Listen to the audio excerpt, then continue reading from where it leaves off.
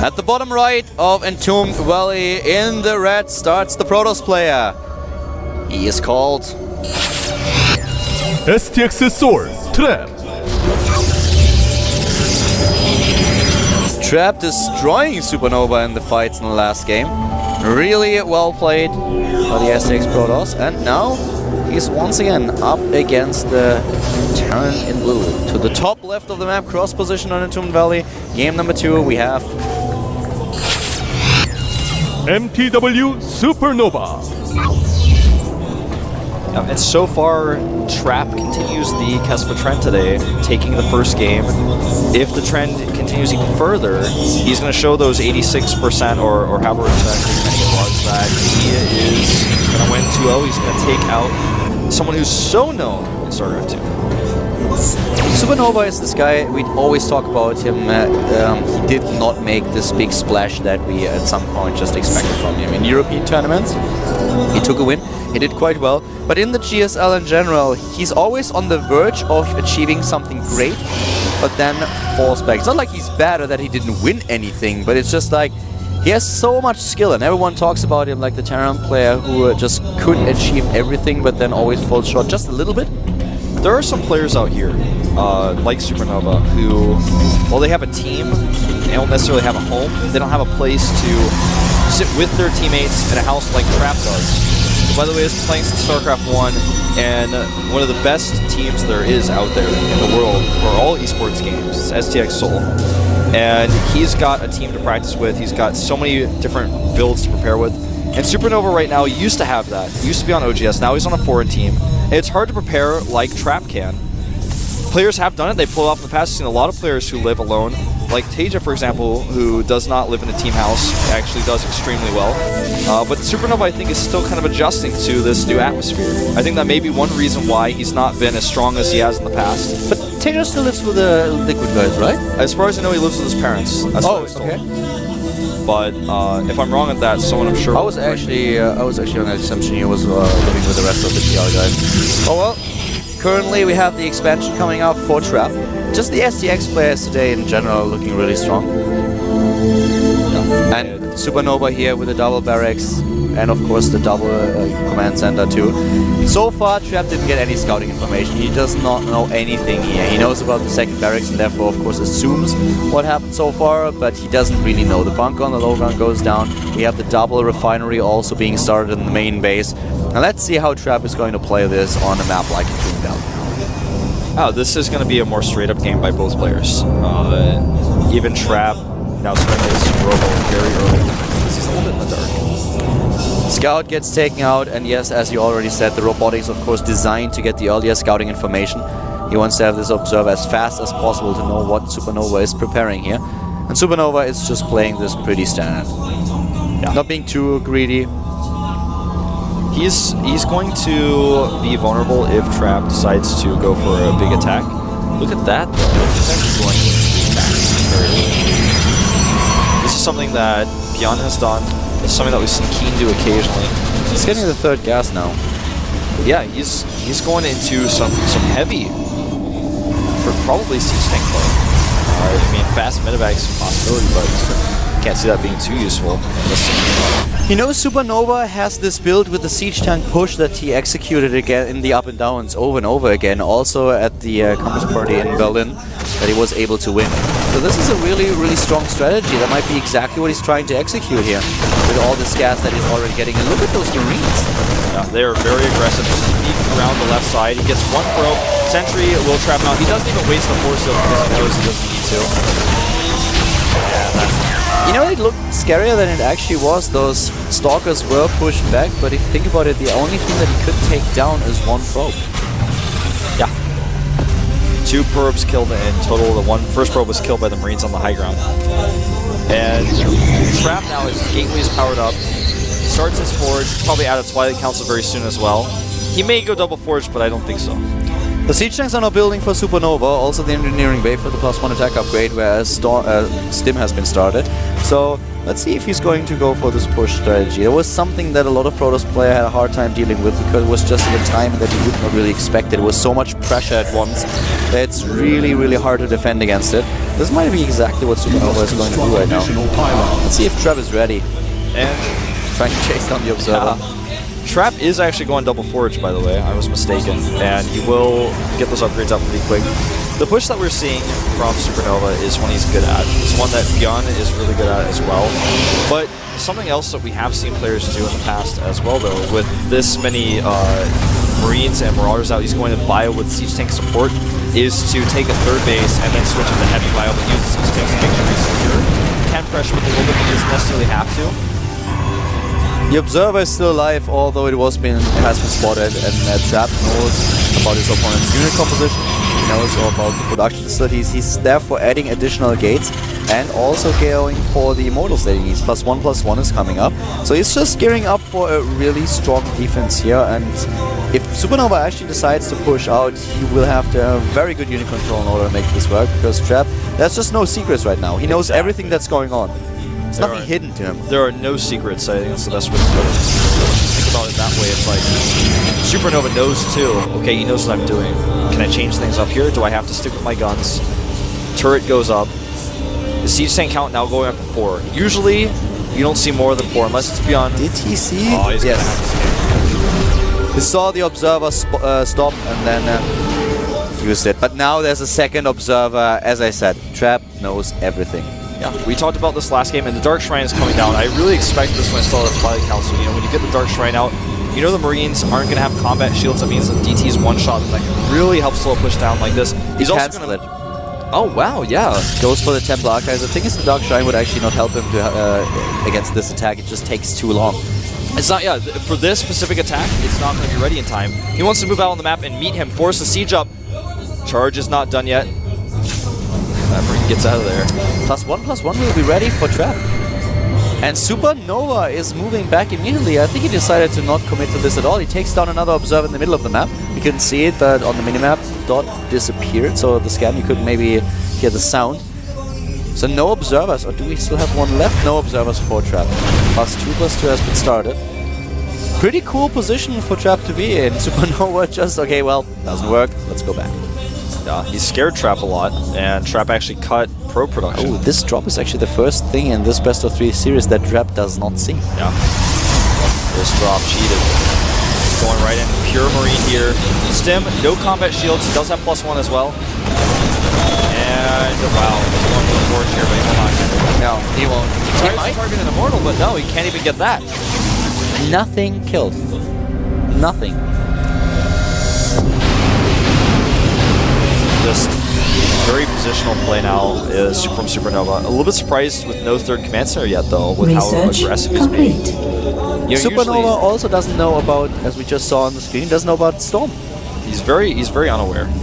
That's a big problem. If Storm is ready and he has high Templars and there's no Ghost Academy coming up, it will take ages for him to complete Ghost Academy, Nervous Reactor, and get Ghost.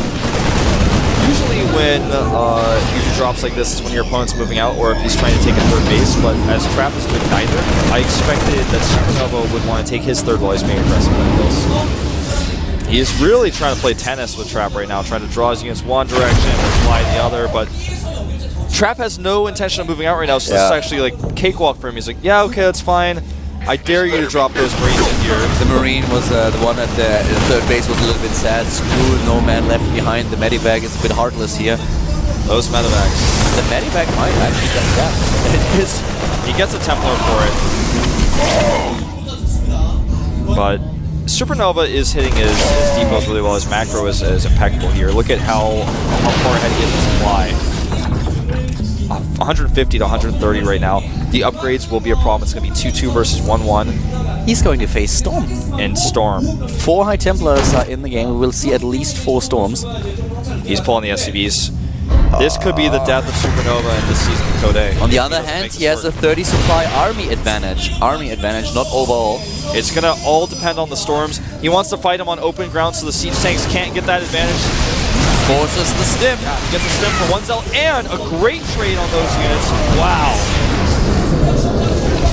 So SuperNova has to be so careful. This is dangerous. With everything that he pulled and him up against Storm, he needs to make this attack work. He really does. He can force this to happen one more time with the siege jump. Looks like it already has.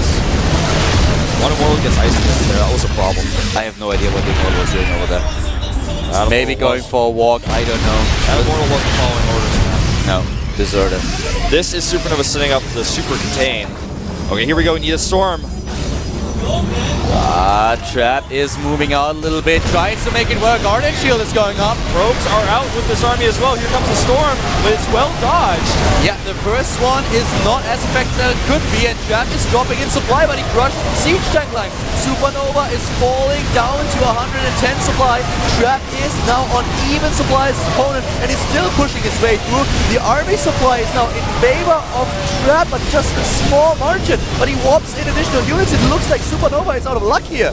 Well, he did lose a lot of probes. He pulled so many probes to defend this. The medevacs are going to get home a lot of them as well because he doesn't have very many stalkers. He's desperately trying to chase down with one Archon and one stalker. He's getting more units though to come for the counterattack. I don't know if this is the right choice. There's a ton of medevacs in this army, and those Immortals are not going to be very good. Yeah, they do a lot of damage to take some Marauders, but with this many medevacs to heal, you're not really going to be able to kill anything. With the reinforcements, he could actually just try to push out, but the upgrades are going to be a major problem. SuperNova is on his way to +3/+3. Yeah, Trap with that 3/3 upgrade coming through here. SuperNova is on a clock, and he doesn't actually have to. Trap does not actually have to counterattack and kill him. The medevac count is up to 8. There are 8 medevacs and 8 Marauders, so 1 medevac for a Marauder here. So SuperNova is going to be able to sink his gas into other things right now. Speaking of gas, he actually has 1,000 gas in the bank. Yeah, he has quite a lot. He's now getting an armory, and the third base is going to be ready soon for Trap. He just started it. But looking at the army of SuperNova, we currently have him on 1/1 upgrades, and this is just something that you cannot fight with 1/1 if you're up against 3/3. Yep. And this drop actually may force a cancel. I don't think it's not going to happen. He's got 1 Templar, not enough for a Storm. Doesn't even take out the medevac here. Yeah, you might have to cancel the third base here. You're so right. The medevac can still try to elevate into the main base. It's risky. Oh, 1 Stalker! 1 Stalker, that's all he needs, but he is able to get out. He turns his entire army around for this, though. The armory is done, and if SuperNova really wants to play the straight-up game, he needs to start +2/+2. There's the attack to upgrade. Yeah, he needs doesn't armor. have enough money, now he does. It's gonna be bad enough as it is, but if he delays those upgrades longer, then he will have to face... 3/3 just finished. That Stalker almost killed medevac. This is a very tense situation. Right now, he drops again, but... We talked about this before, when you're behind, you try to do drops, but if there's no move out of your opponent, and if he has no intention of attacking your third, and you don't even have a third, and he knows that, why would he ever lose anything to a drop? He's just going to have units ready for drops. Especially if he's trapped in the map where... Now, does this mean that SuperNova is making a mistake? No, he's desperate. The supply is fairly even, but his economy is not. His upgrades are not. Well, saying that the upgrades are not even is actually an understatement. We have 3/3 against 1/1. And if Trap starts to hit a timing, and he's moving out right now, where the +2/+2 upgrades for SuperNova are not done, his army will be so strong against the Terran players' forces. That 1 Stalker is enough to keep the drop at bay. The army supply is actually in favor of SuperNova 103 to 102, just barely. What I'm trying to say is they're even though the supply shows that that's the case. The economy is much better for Trap. He's got the better upgrades. No Ghosts. Ghost Academy is now being built. Trap is actually going to miss the timing where he can fight his opponent with 3/3 against 1/1. I don't think he realizes how ahead he is in upgrades. I don't think so either. I don't think he really knows how far ahead he is. Marine is going to realize. Because if he hits this timing with Storm against no Ghosts, what can SuperNova do?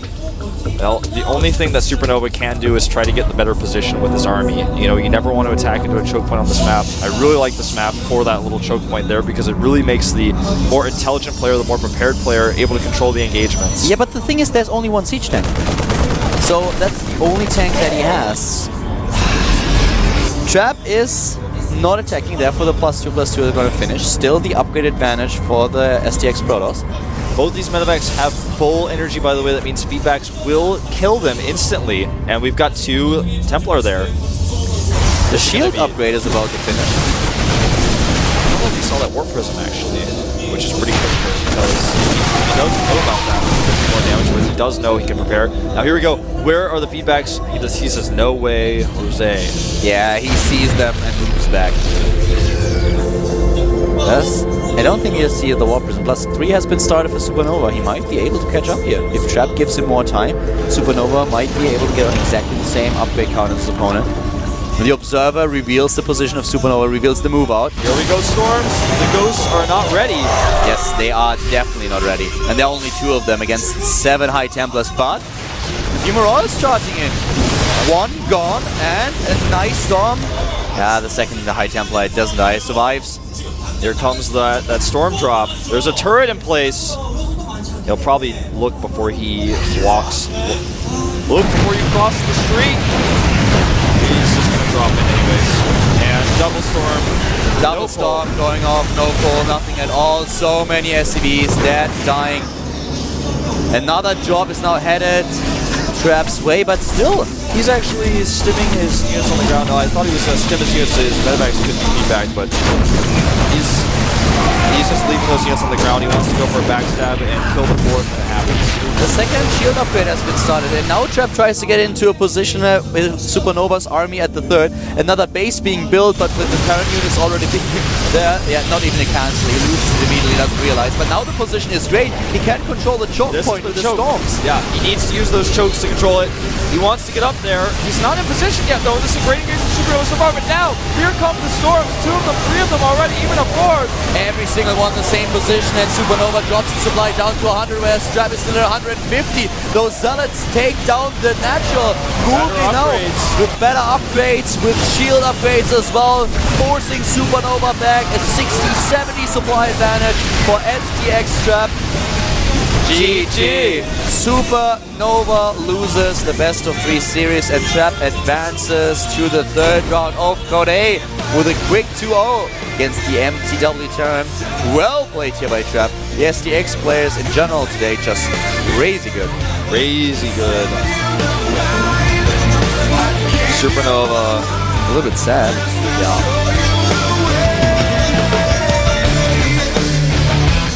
Well, the trend continues. Caspar over Federation players. Every single one of them was able to win with a 2-0 today. SuperNova is looking really sad here, and he's still got a shot in the up and down matches, but that's not what he wants. He was able to get through last time, but he really wants to have his moment in the spotlight. He doesn't even want to have the risk of being in Code A again next season. Yeah, we have 1 best of 3 left, this time without a Caspar player. We have a Terran versus Zerg coming up, and one of the Prime players is going to play. We have Boom Boom. He was in company in the studio by Maru and Marine King. Oh, I don't know if they are still sticking around. But before we are heading into the last best of 3 of the day, we are, of course, having another 5-minute break. And as soon as we are back, we are starting things off with a Terran versus Zerg. So